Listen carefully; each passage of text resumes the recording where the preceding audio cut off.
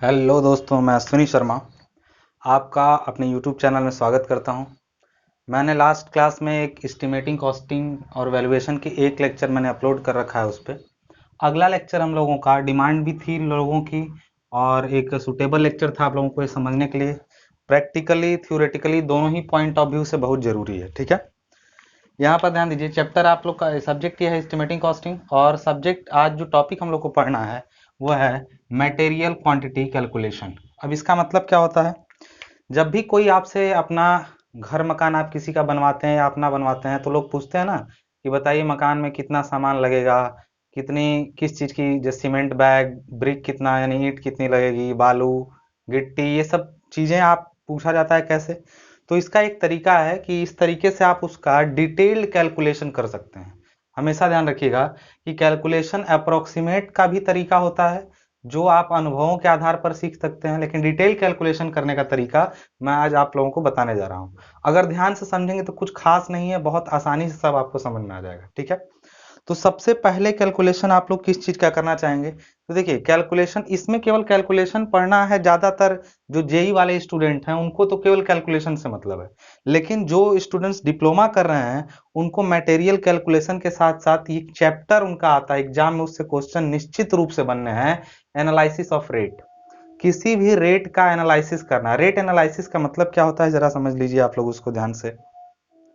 जिन लोगों ने भी मुझसे कांटेक्ट करके मेरे कांटेक्ट नंबर पे बात की थी और अपने अपने जो भी डाउट्स बताया, मैंने उनको क्लियर भी किया। और उनकी डिमांडिंग जो लेक्चर्स हैं, जो लोगों ने बताया कि मुझे ये लेक्चर सर चाहिए, उनके वो लेक्चर्स भी मैं जल्दी ही अपलोड कर दूंगा। थोड़ा सब्र रखें, वो ज़्यादा आगे के टॉपिक हैं तो मैं बस सिक्वेंसली चल रहा हूँ, ठीक है। और बाकी और लोग, आप लोग भी जो भी आपकी समस्याएं हैं, जो भी आप जानना चाहते हैं, मुझे इस नंबर पे आप लोग कांटेक्ट कर सकते हैं व्हाट्सएप के थ्रू, ठीक है। 9169206261 इस नंबर पे व्हाट्सएप के थ्रू कांटेक्ट कर सकते हैं। डिस्क्रिप्शन बॉक्स में जाएंगे, किसी भी वीडियो के डिस्क्रिप्शन बॉक्स में, तो मेरा फेसबुक अकाउंट आपको मिल जाएगा, फेसबुक पेज मिल जाएगा, वहां पर भी आप कांटेक्ट कर सकते हैं मुझे। जरा ध्यान दीजिएगा आप अब टॉपिक पर, मटेरियल कैलकुलेशन। देखिए, एनालिसिस ऑफ रेट में बता रहा था। एनालिसिस ऑफ रेट का मतलब होता है, जैसे हमने कल रेट के बारे में जब समझाया था तो बताया था कि per unit cost is rate. किसी भी चीज की एक यूनिट की जो कॉस्ट होती है वही उसका रेट होता है। तो मान लीजिए मैं अगर आपसे ये पूछूं कि 1 क्यूबिक मीटर कंक्रीट का क्या रेट है, तो क्या मार्केट में कंक्रीट मिलती है?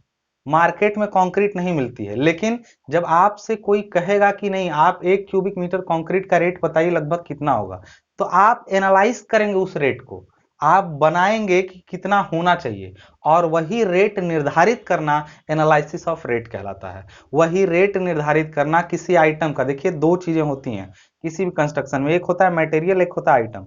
मटेरियल मतलब होता है जो मार्केट में रॉ फॉर्म में अवेलेबल है, जैसे सीमेंट, गिट्टी, बालू, ये सब क्या है, मटेरियल है। लेकिन इनसे मिला के अगर आप कंक्रीट, मोटार या फिर मैसोनरी करते हैं तो ये सब आइटम है, ये वर्क आइटम है। वर्क आइटम मटेरियल से बनते हैं। तो मटेरियल की रेट तो मार्केट में मिल जाती है, लेकिन आइटम का रेट आपको एनालाइज करना पड़ता है। और वो रेट एनालाइज कैसे किया जाता है, उसी के बारे में इस चैप्टर में पढ़ना है। तो बताइए, रेट एनालिसिस अगर आप पढ़ते हैं तो रेट एनालिसिस का अर्थ ये होता है कि आप किसी चीज के बारे में, उसमें लगने वाले सारे मटेरियल का रेट पता करिए और उसमें जितनी मजदूरी लगेगी उसका रेट पता करिए। दोनों को जोड़ दीजिए, फिर उसमें कुछ फुटकर खर्चे और पानी का चार्ज, कॉन्ट्रैक्टर प्रॉफिट, ये सब जोड़ दीजिए। जैसे 1 क्यूबिक मीटर कंक्रीट बनाना है, किसी ने पूछा 1 क्यूबिक मीटर कंक्रीट बनाने में कितना कॉस्ट लगेगा, तो आप कहेंगे उसमें मटेरियल लगेगा, उसमें कुछ लेबर मेसन लगेंगे, उसमें पानी लगेगा, उसमें कॉन्ट्रैक्टर कुछ प्रॉफिट लेगा। ये सब उसमें जब जोड़ेंगे तब आपको 1 क्यूबिक मीटर कंक्रीट का रेट मिलेगा। तो देखिए, बाकी चीजों को तो कैलकुलेट हम लोग करेंगे, जैसे कि मजदूरी कितनी लगेगी या ये चीज, लेकिन मटेरियल कितना लगेगा उसका कैलकुलेशन हम सबसे पहले यहां सीखने जा रहे हैं। हर चीज में मटेरियल का कैलकुलेशन कर लीजिए, फिर मजदूरी और कॉन्ट्रैक्टर प्रॉफिट सब जोड़ेंगे तो कंप्लीट रेट आएगी। लेकिन उसमें इंपॉर्टेंट जो है वो क्या है, मटेरियल कैलकुलेशन। बाकी चीजें थोड़ा याद करने वाली चीजें हैं, जैसे एक मजदूर कितना काम कर सकता है, उसको आउट टन बोलते हैं हम लोग, आउट टन कितना होगा, ये सारी चीजें याद करने वाली चीजें हैं। तो चलिए आइए देखते हैं मटेरियल कैलकुलेशन में। सबसे पहला रॉ मटेरियल जो इजीली बनता है वो होता है मोटार। मोटार या प्लास्टर कहिए, सीमेंट और सैंड को गिट्टी मिलाएंगे कंक्रीट बन जाएगा। तो चलिए हम सबसे पहले क्वांटिटी कैलकुलेशन में बात करते हैं हम लोग प्लास्टर की। प्लास्टर में हम लोग क्वांटिटी कैलकुलेशन की बात करते हैं। तो जब भी आपसे किसी चीज का क्वांटिटी कैलकुलेशन का दिया, कोई आपसे बोला कि चलिए कुछ नोन डेटा आपको दे दिया जाता है। नोन डेटा का मतलब क्या होता है? नोन डेटा क्या होता है, ध्यान दीजिएगा। नोन डेटा का मतलब होता है इसमें आपको जो चीजें दी जाती हैं, जैसे वो दिया जा सकता है एरिया और वॉल्यूम। एरिया या वॉल्यूम दे दिया जाए किसी प्लास्टर का, या फिर ड्राइंग दे दी जाए, या फिर ड्राइंग दे दी जाए सीधे सीधे, और बोला जाए कि ये दीवार है, इस पर प्लास्टर करना है, बताइए कितना सीमेंट कितना बालू लगेगा। तो ये इसका एरिया दिया जाए, वॉल्यूम दिया जाए किसी चीज का, या फिर सीधा सीधा आपको वो ड्राइंग ही दे दी जाए और बताया जाए कि इस पर प्लास्टर या इस पर जो भी करना होगा। तो ये नॉन डेटा में आपको ये मालूम होना जरूरी है। दूसरा चीज आपको प्रपोर्शन। प्रपोर्शन जैसे अगर प्लास्टर आपको करना है तो वो 1:n के रेशियो में होगा कि नहीं होगा। जैसे प्लास्टर आप 1:3, 1:4, 1:5 इसी रेशियो में बनाते हैं ना, तो ये 1:n के रेशियो में प्लास्टर होगा कि नहीं होगा? बिल्कुल होगा। ये आपको मालूम होना जरूरी है। आपको नॉन डेटा में प्लास्टर एरिया मालूम होना जरूरी है और प्रपोर्शन मालूम होना जरूरी है। तो इतना जब आपको मालूम रहेगा तभी आप कुछ भी कर पाएंगे, ठीक है। अब देखिए मटेरियल कैलकुलेशन में, चलिए आपको ये पता चल गया कि एरिया कितना है। अब हम यहाँ पर एग्जाम्पल भी लेंगे, लेकिन हम चलिए सपोज करिए आपको, और दूसरा चीज, या एरिया वैल्यूम नहीं, एरिया और वैल्यूम जैसे आपको एरिया दिया या वैल्यूम दिया, अगर एरिया देगा तो फिर थिकनेस भी देगा उसके साथ साथ हमेशा। तो हम यहाँ पर एक सिंपल सा कहानी लेकर के चल रहे हैं कि जब भी हम ऐसे कैलकुलेशन करने जाएंगे तो सबसे पहले हमको क्या मालूम रहेगा, हम दीवार अगर दिया है तो दीवार का एरिया निकाल लेंगे। वैल्यूम प्लास्टर के केस में वैल्यूम नहीं देता है, कंक्रीट के केस में दे सकता है इन केस, लेकिन प्लास्टर के केस में ज्यादातर आपको, क्योंकि प्लास्टर वर्क किस में कैलकुलेट होता है? एरिया में, स्क्वायर। जैसे कोई भी प्लास्टर करता है तो पर स्क्वायर मीटर प्लास्टर करता है। तो चलिए हम लोग को सपोज करिए कुछ एरिया है, तो हमको यहाँ पर दे दिया गया, तो अब हम कैसे वैल्यूम निकालेंगे? तो सबसे पहले आप वैल्यूम निकालेंगे, नेट वैल्यूम। नेट वैल्यूम क्या होता है, ध्यान दीजिएगा। तो ये होता है area of plaster, area of plaster into thickness, into thickness. आपने इन दोनों का मल्टीप्लाई किया। सपोज करिए ये कोई दीवार वगैरह है, इस पर ये कोई दीवार है आपकी, ठीक है।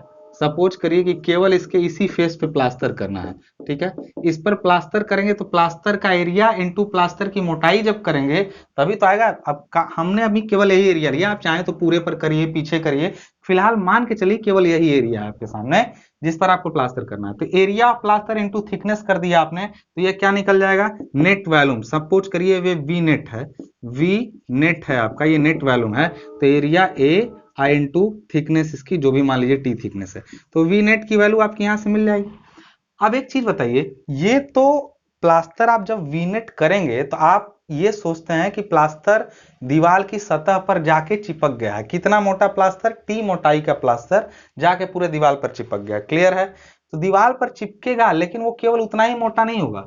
दीवार अक्सर उबड़ खाबड़ होती है, या ईंटों की अगर दीवार है तो ईंटों के बीच में गड्ढे बने होते हैं, ठीक है, दरारों को भरने के लिए। तो अब यहाँ पर वी नेट जितना, देखिए वी नेट का मतलब होता है एक्चुअली जितना प्लास्टर उसमें लगेगा, लगेगा इतना वी नेट। लेकिन लगाना, लगने का मतलब वो उस पर जाके इतना चिपकेगा, वी नेट उस पर जाके चिपक जाएगा, लेकिन कुछ गड्ढों को भी तो भरेगा। तो उसके लिए यहां पर हम लोग लिखेंगे for uneven and rough surface, rough surface, for uneven and rough surface. तो अब उसके लिए हम लोग इंक्रीज करेंगे कितना? 30% तक एक्स्ट्रा कर सकते हैं। यहां पर एक चीज ध्यान देने वाली बात है, 30% एक्स्ट्रा कब करेंगे? यदि प्लास्टर की मोटाई कितना है? अप टू 12 mm है।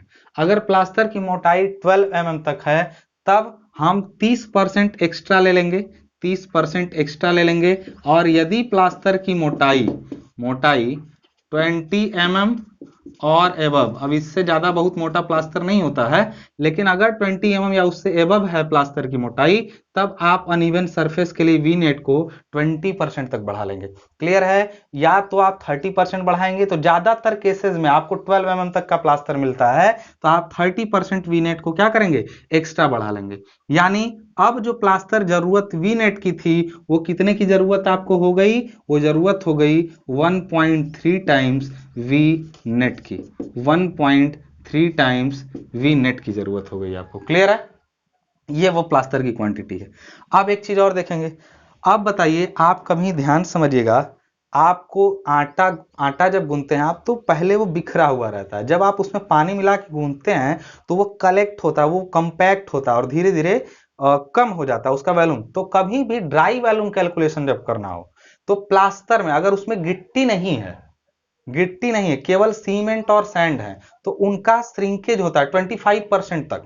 तो जब भी ड्राई वॉल्यूम कैलकुलेशन किया जाए तो नेट वॉल्यूम को 25% तक इंक्रीज कर लिया जाता है, तो ड्राई वॉल्यूम निकल के आ जाता है। तो यहां पर लिखेंगे हम लोग फिर फॉर ड्राई वॉल्यूम कैलकुलेशन। तो ड्राई वॉल्यूम कैलकुलेशन के लिए हम लोग जितना नेट था उसको बढ़ाए अनइवन सरफेस के लिए, और अब उसको ड्राई में कन्वर्ट करने के लिए, उसको हम लोग ड्राई में कन्वर्ट करने के लिए 1.25 यानी 25% और एक्स्ट्रा जोड़ देंगे, तो हम लोग का यहां पे आ जाएगा कितना, 1.625। ये आपका वी नेट, यानी वी नेट फाइनली कितना आया, 1.625। तो एक चीज हम लोगों ने यहां समझ लिया कि जब भी हमें प्लास्टर बनाना होगा, प्लास्टर तैयार करना होगा, तो जितना एरिया पर प्लास्टर करना है उसमें थिकनेस से मल्टीप्लाई करेंगे, वो वॉल्यूम जो नेट वॉल्यूम होगा उसमें अगर सब कुछ कैलकुलेट करके 1.625 या नियरली, जब आपको ऑब्जेक्टिव जेई वाले लोग, जो लोग कॉम्पिटिटिव एग्जाम की तैयारी कर रहे हैं, वो लोग बहुत आसानी से 1.6 टाइम्स क्या कर सकते हैं, नेट वॉल्यूम को इंक्रीज कर सकते हैं। नेट वॉल्यूम को 1.6 टाइम्स आप जब इंक्रीज करेंगे तो अपने आप वो ड्राई वॉल्यूम में कन्वर्ट हो जाएगा प्लास्टर के केस में। माइंड इट, प्लास्टर के केस में। तो प्लास्टर के केस में आपने कन्वर्ट कर लिया, इसका मतलब आपको वी नेट के बराबर करने के लिए 1.6 टाइम्स ऑफ वी नेट जो होगा वो लेना पड़ेगा, और ये होगा वी ड्राई। ड्राई का मतलब क्या हुआ, ड्राई वॉल्यूम इसका। ठीक है, इतना आपको मटेरियल लेना पड़ेगा। चलिए, वी ड्राई आपने कैलकुलेट कर लिया। अब इसमें कैसे कैसे मटेरियल का रेशियो बांटेंगे, तो ध्यान दीजिएगा। यहाँ पे हम लोग को दिया गया है कि जो मटेरियल की प्रोपोर्शनिंग की गई है वो कैसे की गई है। तो चलिए, आपने वी ड्राई को ले लिया, तो यहां पर हमने लिखा क्वांटिटी ऑफ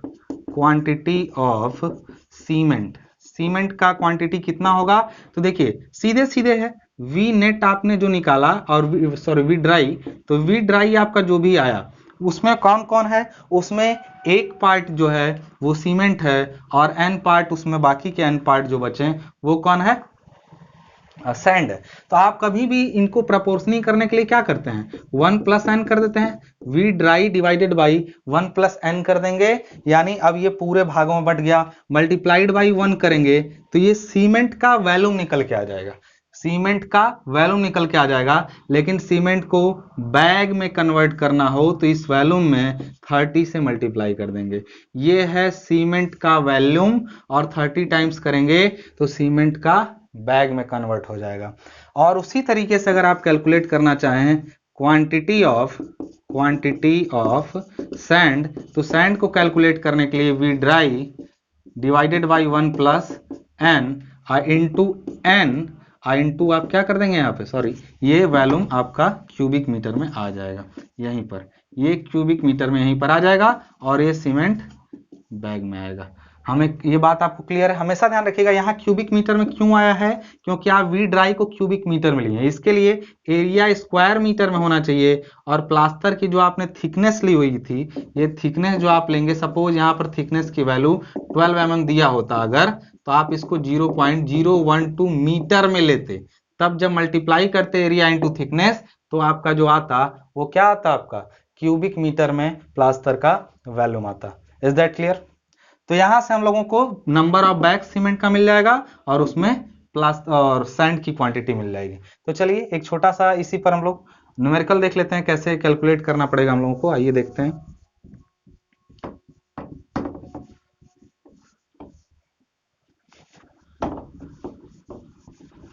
सपोज करिए एग्जाम्पल के तौर पर हमें 100 स्क्वायर मीटर एरिया पर, हम एरिया सीधे ले रहे हैं, आपको अगर दिया रहेगा तो एरिया आप निकाल लेंगे।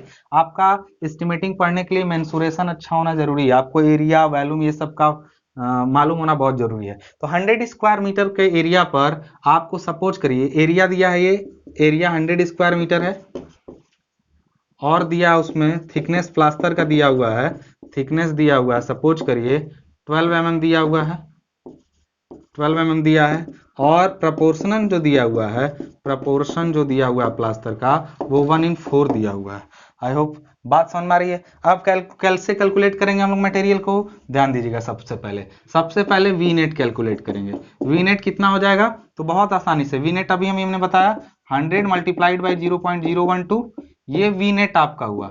तो वी नेट कितना हो जाएगा, आप इसमें मल्टीप्लाई कर दिए 1.2 cubic metre. V net calculate हो गया। अब आपको वो मैंने समझाने के लिए प्रोसेस की दे, ड्राई वॉल्यूम कितना हो जाएगा, ड्राई वॉल्यूम कैलकुलेट करने के लिए हमने वी नेट में क्यूबिक मीटर में मल्टीप्लाई किया था 1.625 से। आप आसानी के लिए 1.6 से भी कर सकते हैं। तो आप जब इसको कैलकुलेट करेंगे तो कैलकुलेटर पे हम लोग देख लेते हैं जरा, आ जाएगा 1.95 क्यूबिक मीटर। ड्राई वॉल्यूम का कैलकुलेशन हो गया। सीमेंट कितना हो जाएगा देख लीजिए, सीमेंट कितना हो जाएगा 1.95 divided by 1 plus N, ratio कितना दिया हुआ हम लोगों का बताइए 1:4 का रेशियो। तो यहां पर हो जाएगा 5 × 1 × 30। याद करिए पीछे लिखा था 1 प्लस एन, यहां पे क्या हो जाएगा ध्यान दीजिएगा,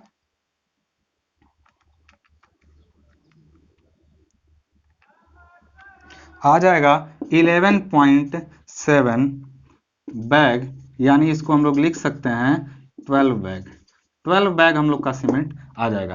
सैंड कितना हो जाएगा, सैंड कितना हो जाएगा, तो कहेंगे 1.95 डिवाइडेड बाई 5, और ये किस में आ जाएगा आप लोगों का, कैसे, ये आ जाएगा मल्टीप्लाइड बाई एन यानी 4, तो आ जाएगा 95 मल्टीप्लाइड बाई 4 डिवाइडेड बाई 5, यानी 1.56 क्यूबिक मीटर सैंड की क्वांटिटी हो जाएगी।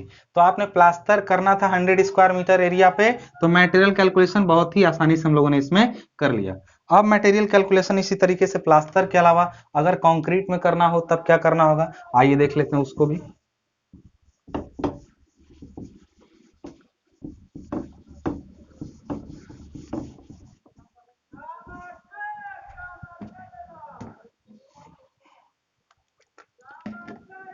अगर यहां पर प्लास्टर की जगह कंक्रीट का करना होता, कंक्रीट में कैसे, कंक्रीट भी दो तरीके की होती है। एक कंक्रीट जो फ्लोर पर बिछाई जाए, मतलब जमीन पर फर्श वगैरह पर बिछाई जाए, दूसरी कंक्रीट वो जो स्लैब के रूप में या फिर किसी पर शटरिंग के ऊपर डाली जाए। दोनों में थोड़ा सा अंतर क्या होता है, जब आप कंक्रीट को शटरिंग यानी ऊपर छत वगैरह पर डालते हैं, तब देखिए इसमें ड्राई वॉल्यूम के कैलकुलेशन के लिए सपोज करिए कंक्रीट के में भी वही चीजें दी हुई, जैसे कंक्रीट का वॉल्यूम दिया रहेगा, नोन डेटा में क्या दिया रहेगा, वॉल्यूम दिया रहेगा, वॉल्यूम कंक्रीट का दिया रहेगा, और दूसरा चीज उसका प्रपोर्शन दिया रहेगा, प्रपोर्शनिंग उसमें दी रहेगी कि प्रपोर्शन उसका कैसा है। तो प्रपोर्शन कैसे दिया रहेगा, तो ये दिया रहेगा 1:n:m के फॉर्म में। 1:n:m मतलब 1, 2, 4, 1, 1.5, 3, इस तरह से कंक्रीट का रेशियो दिया रहता है, क्योंकि इसमें गिट्टी भी होती है, ठीक है। और वॉल्यूम उसका दिया रहेगा कि नेट वॉल्यूम उसका कितना होना चाहिए, वॉल्यूम यानी इसका वॉल्यूम कौन सा है, ये वॉल्यूम इसका दिया रहेगा नेट वॉल्यूम, ठीक है। नेट वॉल्यूम और प्रपोर्शन दिया रहेगा उसका, तो हम लोग मटेरियल को कैसे कैलकुलेट करेंगे देखिए जरा ध्यान से। सबसे पहला इसमें मटेरियल कैलकुलेट करने के लिए हमें क्या करना पड़ेगा, तो वी नेट पता है, कैसे पता रहेगा, या तो एरिया इंटू थिकनेस करेंगे या तो दिया रहेगा। सपोज करिए कोई कंक्रीट का वॉल्यूम दे दिया गया है, वी नेट आपको दिया गया है, तो इसके लिए क्या करना पड़ेगा, तो इसके लिए आपको याद रखना है क्या, जैसे आपने अनइवन सरफेस की बात की थी, तो जब प्लास्टर आप दीवार पे लगाते हैं तब तो अनइवन सरफेस था, लेकिन क्या शटरिंग के ऊपर, शटरिंग का मतलब जब आप शटरिंग यानी प्लाई के ऊपर कंक्रीट बिछाएंगे तो सरफेस अनइवन तो होगा नहीं, तो क्या उसके लिए अनइवन के लिए कोई कांस्टेंट लेना पड़ेगा, नहीं लेना पड़ेगा। इसलिए कंक्रीट में केवल ड्राई वॉल्यूम इंक्रीज करते हैं, देखिए ड्राई वॉल्यूम के लिए जो लिया जाता है वो कंक्रीट को ड्राई करने के लिए 1.5 टाइम्स बढ़ा दिया जाता है। कंक्रीट को ड्राई करने के लिए 1.5 टाइम्स बढ़ा दिया जाता है। क्लियर है बात? 1.5 टाइम्स क्यों? क्योंकि कंक्रीट का संकुचन होता है 2/3 तक, ठीक है। तो 1.5 टाइम्स आप इंक्रीज कर दीजिए। कैसे? जैसे वॉल्यूम आपका मान लीजिए दिया हुआ है यहाँ पे, वॉल्यूम दे दिया, आप यहाँ पे सॉल्व देखते हैं वॉल्यूम। तो सपोज करिए वॉल्यूम है आपका वी नेट, तो ड्राई वॉल्यूम कैलकुलेशन जो होगा, ड्राई वॉल्यूम कैलकुलेशन के ड्राई वॉल्यूम कितना हो जाएगा, तो कहेंगे 1.5 टाइम्स क्या हो जाएगा, वी नेट।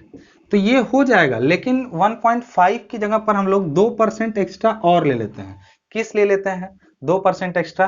तो 1.5 तो हुआ उसको ड्राई में, जैसे कि मैंने बोला ना कि कोई भी तैयार मटेरियल को सूखा मटेरियल ज्यादा लेंगे तब कम हो जाएगा वो। तो अगर हम एक्चुअली 1.5 क्यूबिक मीटर लेते तो 1 क्यूबिक मीटर हो जाता। जब पानी मिला के मिक्सर में मिलाते तो 1.5 1 क्यूबिक मीटर में कन्वर्ट हो जाता।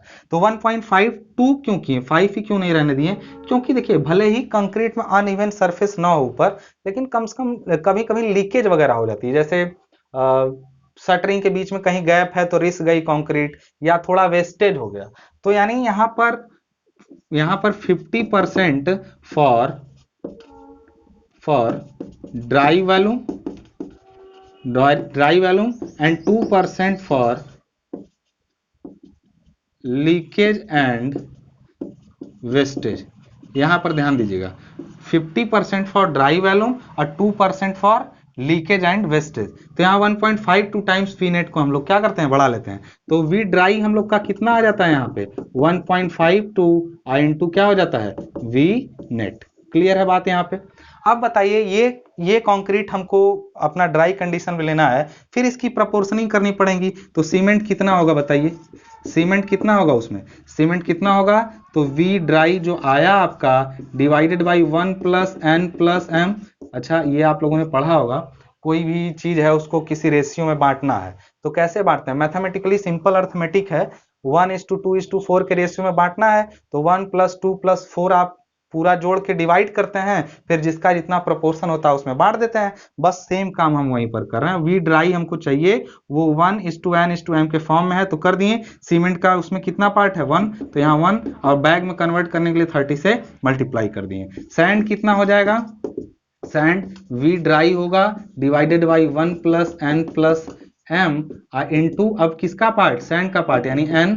ये हो गया आपका क्यूबिक मीटर में आ जाएगा सैंड का वैल्यू। इसी तरीके से बैलास्ट का कितना हो जाएगा, तो V dry divided by 1 + n + m और इंटू हो जाएगा m।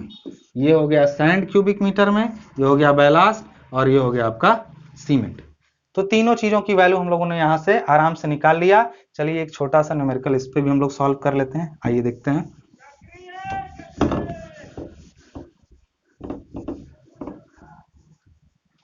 इसमें देखिए दिया रहेगा वॉल्यूम, सपोज करिए हमें 1 क्यूबिक मीटर के लिए प्रिपेयर करना है केवल, या 10 ले लेते हैं हम लोग। चलिए 10 क्यूबिक मीटर कंक्रीट के लिए तैयार करना है, मतलब एक जगह पर 10 क्यूबिक मीटर कंक्रीट तैयार करने के लिए क्या मटेरियल चाहिए, जिसका प्रपोर्शन जो दिया हुआ है हम लोगों को, सपोज प्रपोर्शन जो दिया हुआ है वो 1:2:4 का प्रपोर्शन दिया हुआ है। समझ में आ गई बात, 1:2:4 का प्रपोर्शन दिया हुआ है। अब क्या होगा,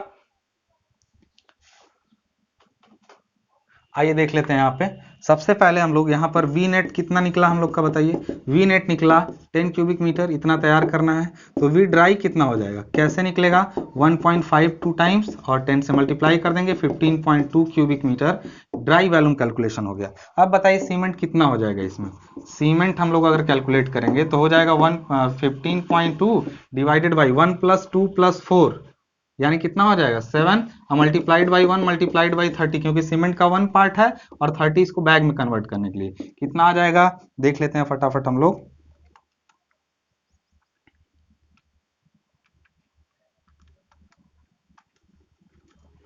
आ जाएगा 65.14 बैग, यानी इसको नियरली 65 बैग हम लोग ले सकते हैं सीमेंट को, 65 बैग सीमेंट हम लोग का आ जाएगा। इसी तरह सैंड कितना हो जाएगा, तो सैंड कितना हो जाएगा, तो सैंड के केस में 15.2 divided by 7 multiplied by, sand का कितना पार्ट है, 2 पार्ट है सैंड का, तो कितना हो जाएगा 2, यानी हो जाएगा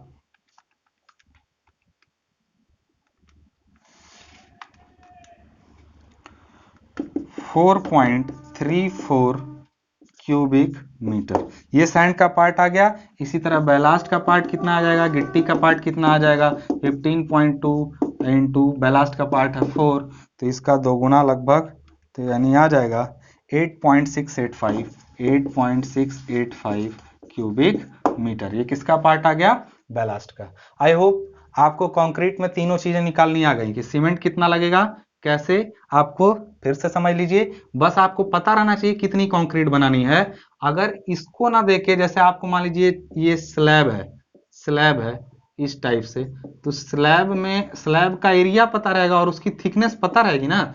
स्लैब का एरिया और उसकी थिकनेस पता रहे तो आप वैल्यूम वी नेट निकाल सकते हैं। छत की माप दे दिया, उसका एरिया लिए, उसमें थिकनेस से मल्टीप्लाई किए, तो यहाँ से वैल्यूम वी नेट निकल जाएगा। और वी नेट पता हो तो वी ड्राई कैलकुलेट करिए और उसको रेशियो से बांट दीजिए। याद करने वाली चीज ये आंकड़े हैं। हमेशा जब कंक्रीट में कैलकुलेशन करेंगे तो 1.52 से मल्टीप्लाई करेंगे, अगर प्लास्टर था ये 1.25 था, 1.25 था ड्राई वेल, लेकिन अनइवन के लिए 1.3 और था, तो दोनों मिला करके 1.625 बन चुका था। तो ये आंकड़े आपको याद करने पड़ेंगे कि प्लास्टर के लिए कितना होगा, कंक्रीट के लिए कितना होगा। चलिए आइए आगे देखते हैं। तीसरा चीज, यही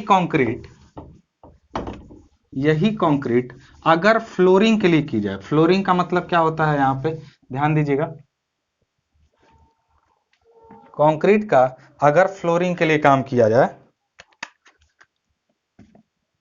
जैसे वी नेट आपको पता हो, प्रपोर्शन उसी तरह 1:n:m के फॉर्म में हो, तो फ्लोरिंग के केस में बस इतना करना है कि जो आपका सब फ्लोरिंग के केस में, फ्लोर का मतलब जैसे जमीन पे है तो वहां पर अनइवन सरफेस मिलता है, तो उसके लिए कुछ हम लोग एक्स्ट्रा करके चलते हैं। तो अब देखिए प्लास्टर के केस में जो हम लोग कितना बढ़ाए थे, 30% तक ले लिए थे। 30% किसके लिए हम लोग ले लिए थे, प्लास्टर के केस में 30% तक का हम वैल्यू ले लिया था प्लास्टर के केस में, 12 mm तक के, यानी 12 mm प्लास्टर के लिए। जब प्लास्टर का मोटाई 20 mm या उससे ज्यादा हुआ तब के केस में हमने ले लिया था 20% एक्स्ट्रा। लेकिन जब फ्लोरिंग के केस में होगा तो हम लोग 10% एक्स्ट्रा लेते हैं केवल कंक्रीट को एक्स्ट्रा फॉर अनइवन सरफेस। तो अब यहां पर ध्यान दीजिएगा, तो हम लोगों ने यहां पर ड्राई वैल्यूम कैलकुलेशन के लिए क्या करना पड़ेगा, तो ड्राई वैल्यूम यानी वी ड्राई। तो देखिए वी नेट में हमने सबसे पहले 10% बढ़ाया, उसको किस में कन्वर्ट, अनइवन सरफेस के लिए, तो 10% मतलब 1.1 से मल्टीप्लाई कर दिया हमने, और फिर इसको हमने कंक्रीट की तरह 1.5 टाइम्स बढ़ा दिया। ये किसके लिए है, ये है अनइवन के लिए, और ये किसको है, ये इसको ड्राई वैल्यू में। अब लीकेज वाली बात है नहीं, तो वो 2% हमने छोड़ दिया है। जब इसको सॉल्व करेंगे तो ड्राई वैल्यूम कैलकुलेशन में V dry is equal to 1.65 V net आ जाएगा। क्लियर है, वी ड्राई जो होगा वो 1.65 वी नेट आ जाएगा।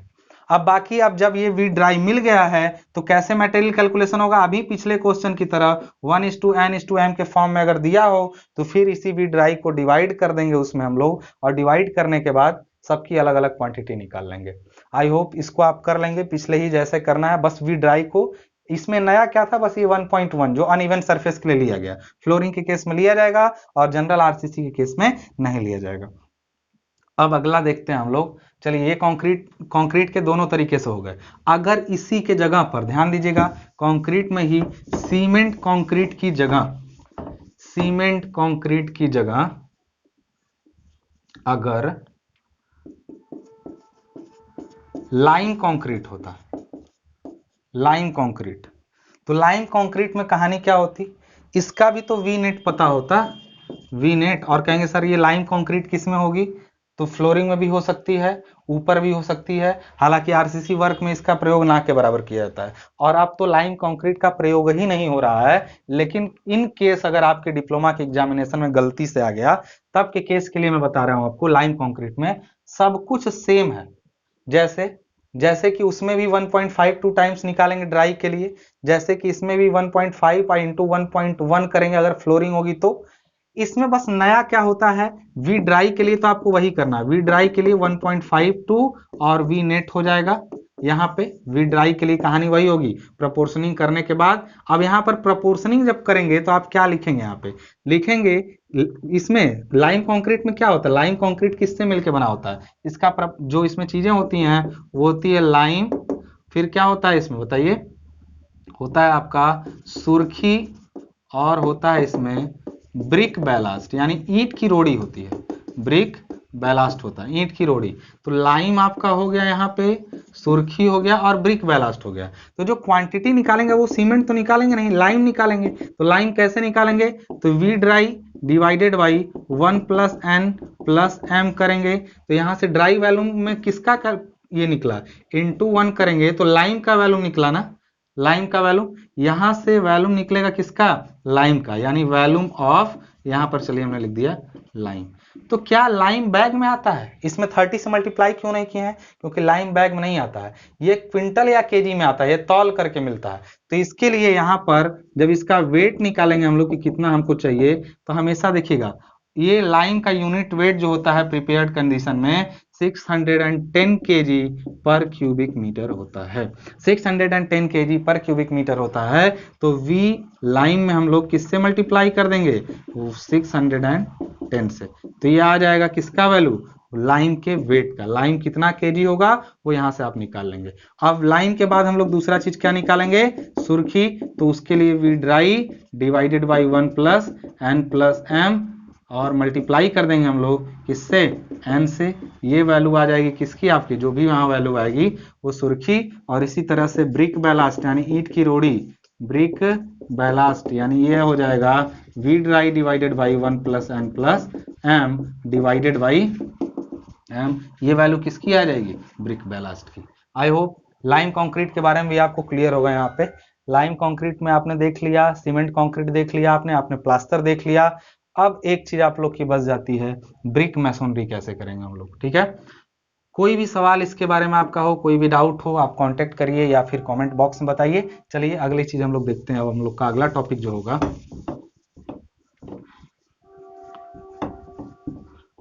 अगला टॉपिक जो हम लोग का होगा वो हो जाएगा इसमें मटेरियल कैलकुलेशन में ब्रिक मैसोनरी। ब्रिक मैसोनरी कैसे निकालते हैं हम लोग, देखिए ब्रिक का जब भी हम लोग वॉल बनाते हैं तो पहले इसमें कुछ चीजें आप जान लें। एक चीज क्या होता है, एक स्टैंड, ब्रिक में कई साइज आती है, स्टैंडर्ड साइज जो होती है ब्रिक की ना, स्टैंडर्ड साइज, वो ब्रिक की साइज कितनी होती है स्टैंडर्ड साइज, तो ली जाती है 19 इंटू 9 इंटू 9 सेंटीमीटर, ये ब्रिक की स्टैंडर्ड साइज होती है। हमेशा ध्यान रखिएगा स्टैंडर्ड साइज ये होती है, स्टैंडर्ड का मतलब उसकी स्टैंडर्ड डायमेंशन, और एक साइज उसकी हम लोग जो बोलते हैं वो बोलते हैं नॉमिनल साइज। कन्वेंशनल जो ब्रिक आपके घरों में ज्यादातर यूज की जाती होगी, क्यूबाइट शेप की जो होती है, उसका डायमेंशन अलग होता है। उसका डायमेंशन जो होता है कन्वेंशनल ब्रिक का, जो अभी तक बनती आ रही है, कन्वेंशनल ब्रिक्स का साइज जो होता है वो होता है 23 इंटू 11.5 इंटू 7.4 सेंटीमीटर, ये होता है कन्वेंशनल ब्रिक का साइज। तो अभी हम लोग जो कैलकुलेशन कर रहे हैं वो स्टैंडर्ड ब्रिक पर कर रहे हैं, और इसी पर आपको भी एग्जाम में करना पड़ेगा। तो या आप इस पे कर सकते हैं, आपकी मर्जी, जैसा आपको जैसा काम करना है उसके अकॉर्डिंग काम करेंगे। आप कन्वेंशनल पे काम करना है तो आप इससे करिए, मैं स्टैंडर्ड वाले के साइज आपको बता रहा हूँ। 19 इंटू 9 सेंटीमीटर ब्रिक का साइज होता है, लेकिन इसको लिया कितना जाता है नॉमिनली, नॉमिनली का मतलब होता है ये 20 इंटू 10 सेंटीमीटर लिया जाता है। इस नॉमिनल शब्द का मतलब क्या होता है, नॉमिनल शब्द का मतलब होता है by which it is nominated. इसका मतलब होता है कि स्टैंडर्ड तो ये है, लेकिन काम में लाते समय उसको इस साइज का माना जाएगा, नॉमिनेट किया जाएगा इस साइज से। क्यों इस साइज से नॉमिनेट किया जाएगा, उसके पीछे का एक रीजन है। ये समझिए, जब भी कोई दीवार ऐसे होती है, दीवार इस टाइप से सपोज करिए, तो दीवार में कई सारी ऐसे ब्रिक लगी होंगी, ऐसे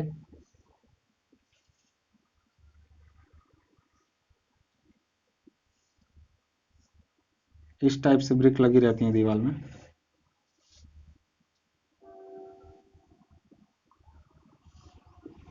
तो जब भी दीवार में आप देखेंगे तो ब्रिक्स के बीच में जो मसाले के लिए जगह बची रहती है, वो मसाले के लिए जब आप जगह की बात करेंगे तो ये गैप लगभग मसाले का 1 सेंटीमीटर का माना जाता है स्टैंडर्ड के हिसाब से।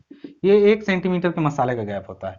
तो देखिए ब्रिक जो जगह घेरती है ना, वो अपने जगह के अलावा अगल बगल के मसाले की मोटाई का आधा हिस्सा और घेर लेती है। कैसे? ब्रिक की पूरी लंबाई प्लस आधा हिस्सा, तो ब्रिक कितना है 19 प्लस 1 सेंटीमीटर का आधा 0.5 इधर प्लस 0.5 इधर, यानी 20 सेंटीमीटर। इसी तरह बाकी दो डायमेंशन में 9 का 10 हो जाएगा। तो इस हिसाब से नॉमिनली जो जगह घेरती है ईंट ना मैसोनरी वॉल में, वो कितना घेरती है? 20 10 10 का जगह घेरती है मसाले के साथ। विद मोटार जो ब्रिक का वॉल्यूम लिया जाता है वो 20 into 10 होता है। That is what nominal size of the brick is nominated as 20 into 10 into 10, whereas standard size of the brick is 19 into 9 into 9 centimetre. तो एक चीज आप लोग को समझ में आई होगी कि अगर आपको ब्रिक वर्क निकालना है तो एक चीज समझना पड़ेगा कि अगर 1 क्यूबिक मीटर, यहां पर अगर हम लिखते हैं कि नंबर ऑफ ब्रिक पर क्यूबिक, ये मैं अभी कैलकुलेशन नहीं करा रहा हूं, आपको कुछ जनरल डेटा समझा रहा हूं, कैलकुलेशन अभी बताऊंगा। नंबर ऑफ ब्रिक्स पर क्यूबिक मीटर मैसोनरी, तो कितना हो जाएगा? यहां पर ध्यान दीजिएगा कितना हो जाएगा। तो 1 क्यूबिक मीटर टोटल वॉल्यूम है मैसोनरी का, और एक ब्रिक का वॉल्यूम कितना है? तो कहेंगे 0.2 इंटू 0.01 इंटू 0.01। ये क्या है? ये एक ब्रिक का वॉल्यूम है मोर्टार के साथ में, मोर्टार और प्लस ब्रिक मिला के इतना वॉल्यूम हो रहा है। और टोटल अगर ब्रिक मैसोनरी का वॉल्यूम 1 क्यूबिक मीटर लें तो इसका वैल्यू आ जाता है 500। इसको सॉल्व करेंगे, वैल्यू 500 आ जाएगी। इसका मतलब होगा कि अगर हम लोग एक मीटर लंबा 1 मीटर चौड़ा इस टाइप से सपोज करिए, हम लोग अगर यहां से ऐसे 1 मीटर लंबा 1 मीटर चौड़ा और 1 मीटर गहरा बॉक्स बनाए, तो उसमें ईंटें कितनी लगेंगी? 500 ईंटें लगेंगी, और उनके बीच बीच में मसाले भी रहेंगे।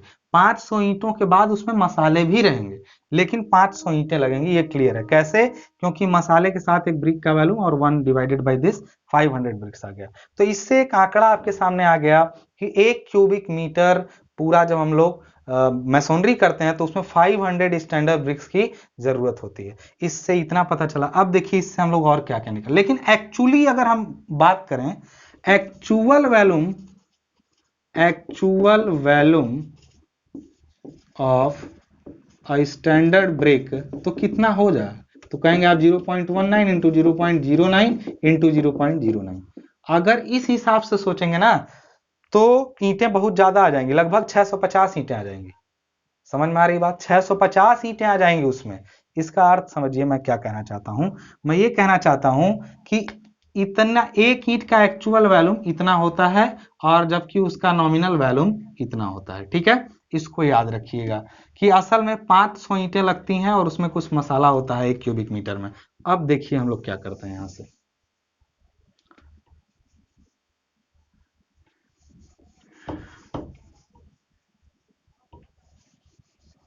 जब भी ब्रिक वर्क कैलकुलेशन आपको देगा तो वो उसमें क्या क्या आपको बताएगा। यहां पर देगा वो थिकनेस, नोन डेटा में क्या रहेगा आपके पास? Thickness of wall and area of wall. ये आपको दो चीजें दी रहेंगी, एरिया ऑफ वॉल और थिकनेस ऑफ वॉल। तो यहां से भी आप लोग क्या करेंगे? पूरे वॉल का वॉल्यूम निकालेंगे। तो वॉल्यूम ऑफ वॉल तो क्या हो जाएगा? एरिया इंटू मान लीजिए यहां पे हो गया थिकनेस।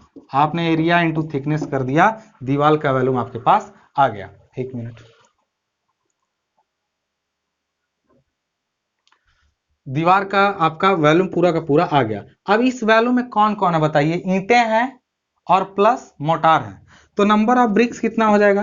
नंबर ऑफ ब्रिक्स तो आप कह सकते हैं कि ये जो आपका वॉल्यूम आया, ये सपोज करिए वी नेट है आपका। क्यों वी नेट है? क्योंकि ये दीवार का पूरा वॉल्यूम है। तो ये पूरे में कितनी ब्रिक होंगी? अब सपोज 2 क्यूबिक मीटर वॉल का वॉल्यूम है, तो आप कहेंगे 1 क्यूबिक मीटर में 500 ब्रिक, तो 2 क्यूबिक मीटर में 1000 ब्रिक्स लगी होगी। तो जितना भी वी नेट का वैल्यू होगा दीवार का, उसमें हम लोग किससे मल्टीप्लाई कर देंगे? 500 से, तो हम लोग का क्या आ जाएगा, number of BRICS. Number of BRICS के लिए हम लोग क्या करेंगे, यहां से हम लोग निकाल लेंगे वी नेट मल्टीप्लाइड बाई 500, तो नंबर ऑफ ब्रिक्स हम लोग का आ जाएगा। नंबर ऑफ ब्रिक्स समझ गए कैसे निकालना है, बस जितना वॉल्यूम है 1 क्यूबिक मीटर में, इकाई यानी यूनिट वैल्यू में 500, तो टोटल वैल्यू में इतनी ब्रिक्स लग जाएंगी। अब दूसरा चीज हम लोग को इसमें निकालना है मोटार। मोटार कैसे निकलेगा, तो बताइए मोटार, क्वांटिटी ऑफ मोटार, तो मोटार की क्वांटिटी कितनी होगी यहां पर, तो आप देखिए मोटार की क्वांटिटी यहां पर कितनी होगी, तो हम लोग देखेंगे कि देखिए टोटल वॉल्यूम दीवार का कितना था, वी नेट था, वी नेट, और उस वी नेट में कितनी ईंटें आपने लगाई हैं, तो हम लोगों ने यहां पर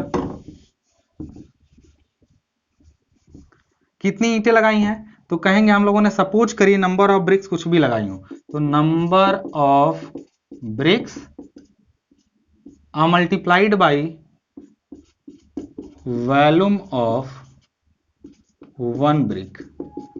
क्या, क्यों, अब बताइए टोटल दीवार का वॉल्यूम जितना होगा उसमें केवल ईंटों का वॉल्यूम कितना होगा, कैसे केवल ईंटों का वॉल्यूम कैसे पता चलेगा, तो एक ईंट का वॉल्यूम, एक ईंट का वॉल्यूम ये कितना होता है, 0.19 इंटू 0.09 इंटू 0.09, ये आप कैलकुलेट कर लेंगे एक ईंट का वॉल्यूम। नंबर ऑफ ब्रिक्स आपने ऊपर निकाल रखा है, दोनों की वैल्यू यहां पुट करेंगे और वी नेट यानी दीवार के वैल्यू में से घटा लेंगे, तो आपको मिल जाएगा quantity of motor. I hope clear है यहाँ पे बातें, कि क्वांटिटी ऑफ मोटार, सपोज करिए कि क्वांटिटी ऑफ मोटार जो आपका निकल के आता है वो वहां से कितना आ जाता है, इस पूरे को कैलकुलेट करने पर सपोज करिए कि वी मोटार आ जाता है, वी मोटार आपका यहाँ से निकल के आ जाता है। कैसे आएगा, वी नेट में से जितनी ब्रिक्स लगी हैं उनका एक्चुअल वैल्यूम, एक्चुअल वैल्यूम है ये ब्रिक का, क्यों एक्चुअल, क्योंकि टोटल वैल्यूम तो आपने यही तो टोटल वैल्यूम है ब्रिक्स का, एक्चुअल वैल्यूम आपने निकाला और नंबर ऑफ ब्रिक्स से मल्टीप्लाई कर दिया, उसको वी नेट में से घटा दिया, तो क्वांटिटी ऑफ, देखिए इसका एक कहानी ये है कि इसमें अगर 10 क्यूबिक मीटर है और आप सपोज करिए कि इसमें 5000 ईंटें लगी हैं, तो 5000 ईंटों के साथ दीवार है, दीवार का टोटल वैल्यूम, और 5000 ईंटों को इकट्ठा करके उनका वैल्यूम उसमें से घटाएंगे, तो जो बचेगा दीवार के वैल्यूम में से 5000 ईंटों का वैल्यूम हटा देंगे, तो जो बचेगा वही मोटार का वैल्यूम होगा। I hope things are quite clear. अब यहां पर देखिएगा वी मोटार आपको पता चल चुका है, कैसे पता चला है, कैलकुलेशन एक बार रिवाइंड करके देख लीजिए। वी मोटार जैसे ही पता चला तो फिर आप प्लास्टर पे पहुंच गए, बस इसमें एक काम करिएगा, यहां पर आप तुरंत 15% एक्स्ट्रा ले लीजिएगा, extra for frog filling on and wastage. आप जब भी आप दीवारों के बीच में या ईंटों के बीच में मसाला भरते हैं, तो मसाला केवल दो ईंटों के बीच में, तो आपने कहा कि सर दो ईंटों के बीच में मसाला रहता है, लेकिन जब दो ईंटें एक के ऊपर एक रखी जाती है ना, तो उनके बीच में फ्रॉग भी होता है। फ्रॉग कैसे होता है, आप यहां समझिए, ये आपका अगर ब्रिक है इस टाइप से, ध्यान दीजिएगा, अगर ये ब्रिक है तो इसमें एक भाई साहब यहां बने होते हैं जिनको हम लोग बोलते हैं फ्रॉग। फ्रॉग कुछ इस टाइप से होता है फ्रॉग, इसमें ईंट में एक गड्ढा बना होता है, इसमें भी तो कुछ मसाला जाता होगा, तो कुछ मसाला एक्स्ट्रा हम लोग का लगता है, इसको बोलते हैं हम लोग फ्रॉग। या हमेशा ईंट को दीवार में खड़ा करते समय ना फ्रॉग को ऊपर की तरफ रखा जाता है। कभी भी आपसे पूछे कि ईंट में फ्रॉग को ऊपर की तरफ रखा जाता है नीचे की तरफ, तो हमेशा ऊपर की तरफ, क्योंकि जब अगली ईंट इसके ऊपर रखी जाती है तो इट विल एक्ट लाइक अ की, एक की की तरह ये काम करता है, एक की की तरह काम करता है, और ऊपर वाली ईंट को इससे अच्छी तरीके से कनेक्ट कर देता है। ठीक है, केवल जो लास्ट वाला कोर्स होता है एकदम टॉप लेवल वाला कोर्स, उसमें उल्टा करके रखा जाता है, बाकी हर जगह पर इसको टॉप लेवल पे रखा जाता है। तो हमने यहाँ पर देख लिया कि 15% मसाला, हमने तो सोचा एक ईंट है उसके बीच में मसाला फिर दूसरी ईंट, लेकिन कुछ मसाला किसमें चला गया है, इसमें, तो मसाला कुछ बढ़ा के मोटार लेना पड़ेगा, और वो कितना बढ़ाएंगे मोटार को हम लोग, 15% तक। कुछ मोटार गिर जाता है अगल बगल, उनको वेस्टेज के रूप में प्लस फ्रॉग फिलिंग मिला करके हम लोग 15% एक्स्ट्रा ले लेते हैं। क्लियर है, तो अब देखिए यहां पर क्या हो रहा है,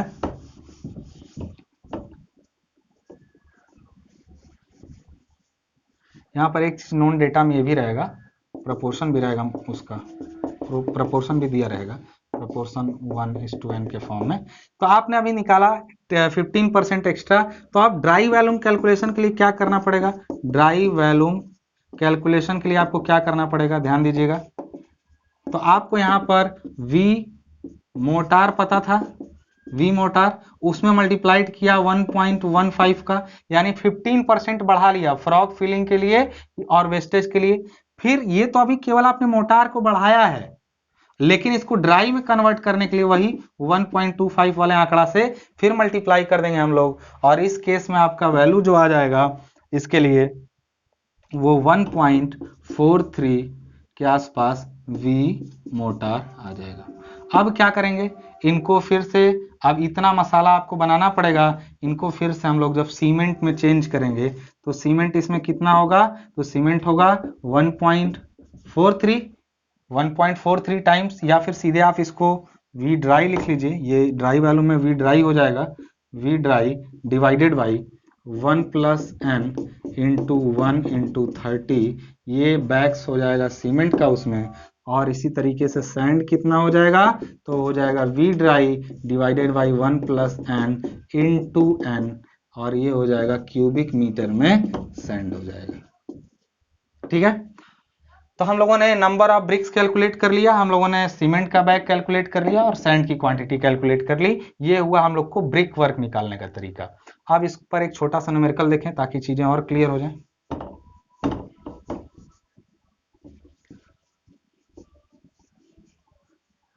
सपोज करिए एक दीवार था, उसकी थिकनेस जो है वो कितनी है, 30 सेंटीमीटर है। ठीक है, एरिया उसका जो है, एरिया जो उसका है, सपोज करिए कि 100 स्क्वायर मीटर एरिया है। ये लंबाई चौड़ाई भी आपको दे सकता था कि इतनी लंबाई, इतनी चौड़ाई, इतनी मोटाई है, ऐसे भी दीवार दे सकता था। इसके जगह पे आप और अच्छा रहेगा, चलिए मैं यहाँ एक दीवार बना ही देता हूँ। ऐसे सपोज करिए एक दीवार है, इसमें आपको पता करना है कि चलिए ये दीवार है, इसकी मोटाई यहाँ से हमने मान ली है 30 सेंटीमीटर है, इसका हाइट हमने यहाँ से 3 मीटर मान लिया, और यहाँ पे इसकी लंबाई हमने चलिए 10 मीटर मान ली। तो अब बताइए इसका वॉल्यूम कितना हो जाएगा। तो थिकनेस आपको यहाँ पर दिया हुआ है, थिकनेस दिया है 30 सेंटीमीटर, एरिया कितना हो जाएगा, तो 10 मीटर है और 33 मीटर है, तो ये कितना हो जाएगा, 30 स्क्वायर मीटर एरिया हो जाएगा। और मसाले का प्रपोर्शन आपको इसमें दिया हुआ है, सपोज जो ब्रिक मैसोनरी की गई है वो 1:4 के रेशियो में की गई है। ये आपको नोन डेटा दिया गया है। अब हमको तीनों चीजें इसमें कैलकुलेट करनी, कैसे कैलकुलेट करेंगे, तो वॉल्यूम निकालेंगे, वॉल्यूम वी नेट यानी दीवार का वॉल्यूम कितना हो जाएगा, तो एरिया यानी 30 और मल्टीप्लाइड बाई इसको किस में लेंगे, मोटाई को मीटर में 0.3, तो कितना हो जाएगा, तो ये हो जाएगा 9 क्यूबिक मीटर। 9 क्यूबिक मीटर आपका क्या हो गया, पूरे दीवार का वॉल्यूम होगा। कैलकुलेटर ले लीजिए, एक एक चीज का वॉल्यूम निकालते जाइए, देखते जाइए।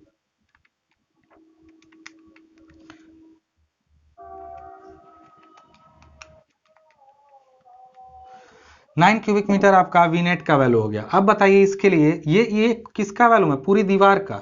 अब इस दीवार में नंबर ऑफ ब्रिक्स कितनी हो जाएंगी, नंबर ऑफ ब्रिक्स हम जानते हैं, एक क्यूबिक मीटर में कितनी ब्रिक्स थी, 500, इसलिए 9 कितनी, 9 क्यूबिक मीटर 500 से मल्टीप्लाई कर देंगे, यानी कितना हो जाएगा 4500 ब्रिक्स इसमें आ जाएंगी। स्टैंडर्ड ब्रिक्स इसमें कितनी लगेंगी, 4500 यानी 4500 ब्रिक्स लगेंगी। अब यहाँ पर हम लोग क्या निकालेंगे बताइए, ब्रिक्स निकल गए, यानी इस दीवार में 4500 ईंटें लगेंगी, उसके बाद उसमें मसाला भी होगा। तो यहाँ पर मोटार का वैल्यू जब निकलेंगे, मोटार यानी वी मोटार अगर यहाँ पे हमने लिख दिया तो उसका वैल्यू कितना हो जाएगा, वी मोटार का वैल्यू कितना हो जाएगा, तो कहेंगे पूरे दीवार का वैल्यूम कितना है sir, 9 cubic metre. 9 cubic metre minus करेंगे ब्रिक्स का वैल्यूम, यानी वैल्यूम ऑफ ब्रिक्स। इसको कैसे कैलकुलेट करेंगे, तो 9 और माइनस नंबर ऑफ ब्रिक्स 45 और इंटू मल्टीप्लाइड बाई कर दिया हमने, वन ब्रिक का volume 0.19 into 0.09 into 0.09। I hope things are clear. अब देखिए यहाँ पे कितना हो जाएगा इसका वैल्यू, तो देखें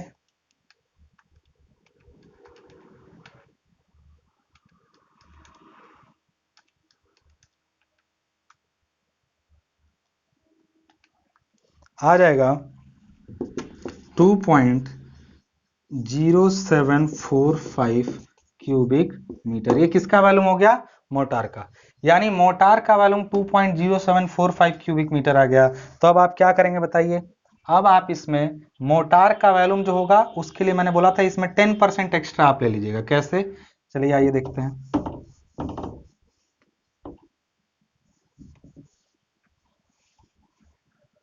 वी मोटार आपका जो आ गया है वो आ गया है 2.0745 क्यूबिक मीटर। हमने यहां पर लिखा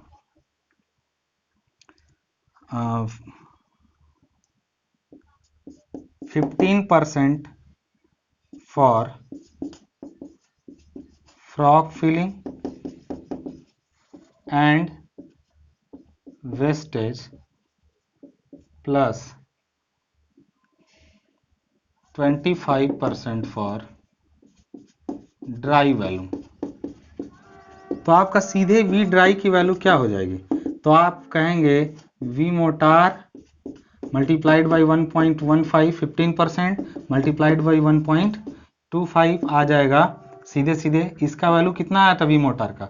2.0745 मल्टीप्लाइड बाई 1.15 मल्टीप्लाइड बाई 1.25 कितना वैल्यू आ जाएगा?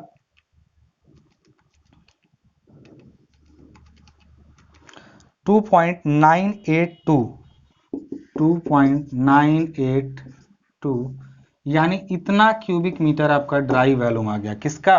पूरे मोटार का ड्राई वॉल्यूम। अब ड्राई वॉल्यूम जब इतना है तो बताइए अब सीधा सीधा सीमेंट कितना होगा इसमें? सीमेंट तो आप कहेंगे 2.982 डिवाइडेड बाई रेशियो दिया हुआ है 1:4 यानी 5 × 1 × 30 जब करेंगे तो कितना आ जाएगा?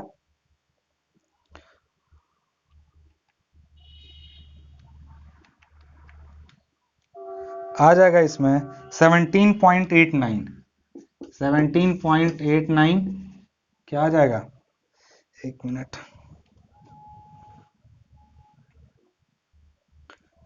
17.89 आपका आ जाएगा बैग सीमेंट, यानी इसको हम लोग लिख सकते हैं 18 बैग। और इसी तरह सैंड कितना हो जाएगा? तो 2.982 डिवाइडेड बाई 5 आई इंटू क्या कर देंगे हम लोग 4, ये हो जाएगा आपका